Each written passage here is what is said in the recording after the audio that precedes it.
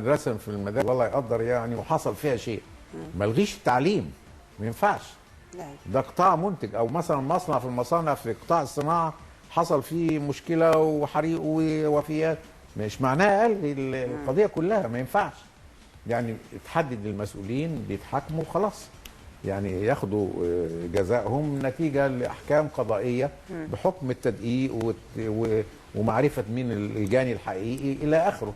خلاص، ده هو ده القصاص. يعني القصاص ان في 74 واحد مسجونين من ساعتها حتى الان وتحت التحقيق والقاضي يقول حكمه. فدي قضيه. القضيه الثانيه قضيه الملاعب، يعني اللي هو تامين الملاعب. تامين الملاعب اللي عملها القوات المسلحه، اللي عملها الجيش، الحقيقه ملاعب تستطيع ان تؤمني الناس اللي بيخشوا، وان كانت العمليه من غير جمهور. ما هي في كل يعني الحالات هتبقى البدايه كمان من غير جمهور. قضيه بقى ان غلو التاجير نتيجه طبعا للنفقات، كل واحد دلوقتي خايف، ما فيش حد عاوز يقول قرار. في قرارات اصبحت مرتعشه لان الناس بتحاسب بعض على سنوات طويله على قرارات قديمه حتى لو كانت قانونيه، يعني بيشوفوا كمان القانون ده كان صح ولا لا. يعني الموضوع فخلى الناس شكه وكشه من انها تصدر قرار وتتحمل مسؤوليه القرار. ودي المصيبه اللي احنا حاليا عايشينها والناس مش دريانه بيها، لان اللي بقى مسؤول عن كل حاجه، ومسؤول على انه يدي قرار، والاول يفكر كمان القانون اللي موجود ده قانون صح ولا غلط. يعني الموضوع بقى فيه تشكيك. ومع ذلك لما يتغير برضه نمط الاداره يا دكتور، فده طبعا يعني احنا ما زلنا بنسير بنفس المدرسه القديمه في كافه مؤسسات الدوله. ايوه، بس وانت ساير فيها بس قلقان وانت بتدي القرار. ما ده بقى علاوه موضوع الانتعاش ده. خلاص، ما القلق اللي حاصل علاوه على وجود يعني فطبعا مع طبقات للفساد في كل مؤسسه، بقى في ارتعاش في القيادات بالظبط. وبقى كل واحد بيفكر قبل ما بيمضي قرار او بيعمل، هل القرار صح؟ هل القرار غلط؟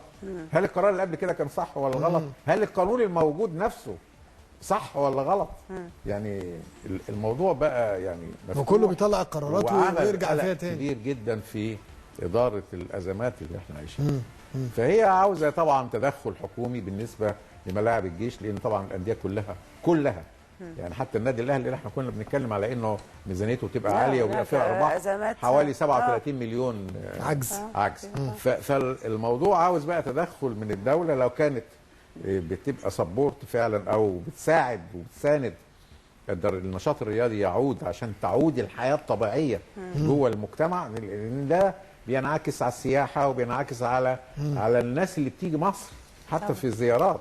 يعني الواحد لما بيخرج بره كله بيسأل الدنيا عاملة ايه؟ طبعا. لأن الحقيقة التوك شو والبرامج في القنوات الخاصة والكلام ده مخليها الدنيا بتصدر واحنا عايشين عادي. بتصدر المساوئ بس يعني بتحط الكاميرا على المشكلة. سياسة غير منهجية بقى في تهويل الأمور. بره رد فعل الحقيقة رد فعل قاسي جدا، يعني خليها الناس خاصة الناس بتحب تيجي مصر أو في دول الخليج على وجه التحديد. يعني الصورة مرسومة مبالغ فيها جدا. مرعوبين يعني في بجد، يعني في امن، ما احنا عايشين، ما احنا موجودين قدامكم اهو، يعني بنتكلم صح ومش قلقانين حتى على الاسره في البلد ولا يعني. الحقيقه الاعلام عاوز يقوم بالدور ده ويركز فقط فعلا على الاماكن اللي فيها مشاكل. يعني لو كان في اعتصامات او في اضرابات موجوده في اماكن معينه مش في المجتمع كله، في اماكن تانية ماشيه، ما يبقاش يعني هو الاعلام تحول للنقيض يا دكتور. يعني كان عفوا يعني بعد اذن حضرتك برضو خلينا نوضح للساده المشاهدين، بعد ما كان ايام صفوت الشريف وكان الاعلام على طول يروح المؤتمرات ويروح الحفلات ويروح مش عارف ايه، كان يجيب الصور الجميله المبهره في البلد وينقلها للناس من خلال البرامج. دلوقتي بقى الاعلام كله يروح الاعتصامات، يروح المشاكل، يروح قطع الطرق، يروح مش عارف ايه، بس كده بقت الموضوع عكسي، يعني مفيش مهنيه في نقل الاحداث، مش عرض حقيقي للمجتمع بجوانبه المتكامله، يا ابيض خالص يا اسود خالص. فطبعا ده عامله مشكله كبيره جدا.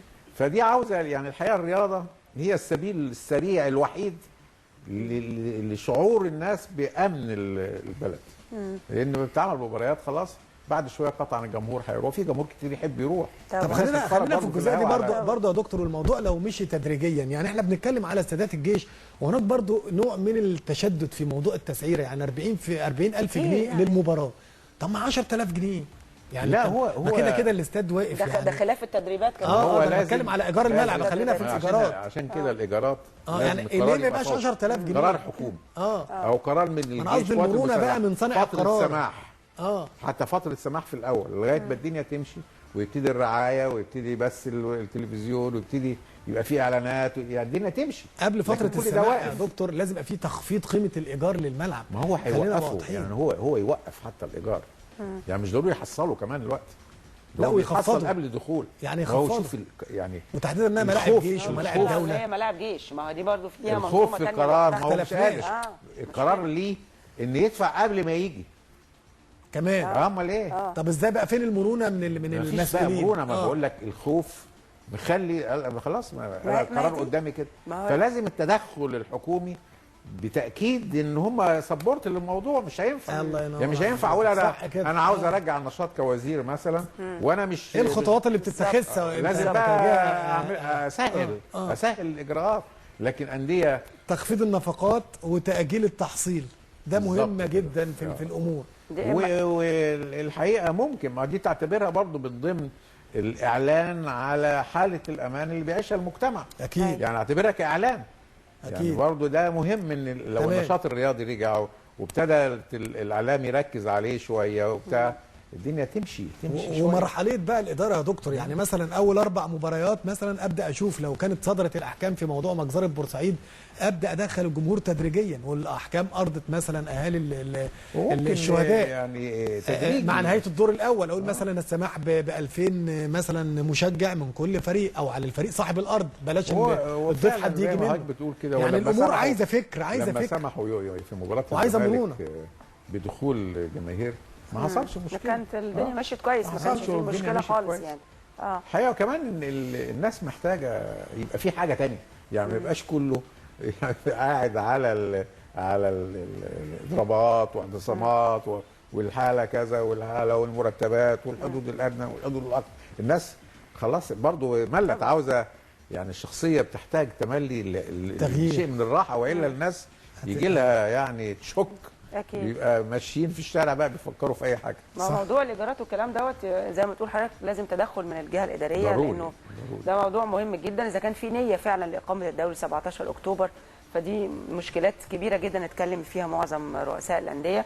انا شايفه انه ده يعني احنا من خلال مجموعه لوائح وقوانين، وحضرتك يعني استاذ الكلام ده، الموضوع الايجارات ده بالتحديد بيفكرني بموضوع المنتخبات القوميه في اي لعبه تروح مثلا تتمرن في المركز الاولمبي، فالاتحادات ما عندهاش يعني الدعم قليل جدا حضرتك تعلم، كله واقف فما فيش دعم خالص، فالمنتخبات تتمرن فيبقى في ديون على الاتحاد المركز الاولمبي. يعني الدعم اللي بيجي من الوزاره يروح للجنه الاولمبيه عشان تبدا تديه للاتحادات عشان يدفع تاني